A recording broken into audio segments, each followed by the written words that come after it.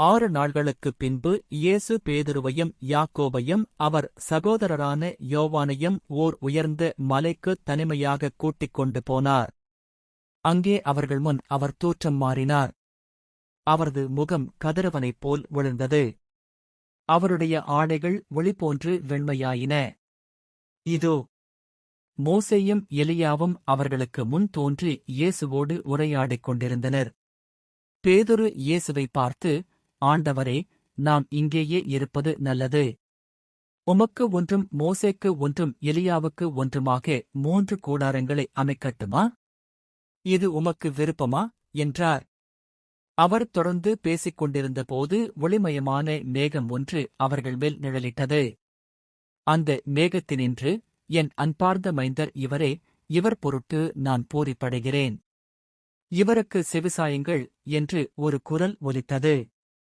அதைக் கேட்டதும் சீடர்கள் மிகவும் அஞ்சி முகங்கு புறவிழுந்தார்கள். இயேசு அவர்களிடம் வந்து அவர்களைத் தொட்டு, எழுந்திருங்கள், அஞ்சாதீர்கள் என்றார். அவர்கள் நிமிர்ந்து பார்த்தபோது இயேசு ஒருவரைத் தவிர வேறு எவரையும் காணவில்லை. அவர்கள் மலையிலிருந்து இறங்கி வந்தபோது இயேசு, மானிட மகன் இறந்து உயிருடன் எழுப்பப்படும் வரை இக்காட்சியைப் பற்றி எவருக்கும் சொல்லக்கூடாது என அவர்களுக்குக் கட்டளையிட்டார்.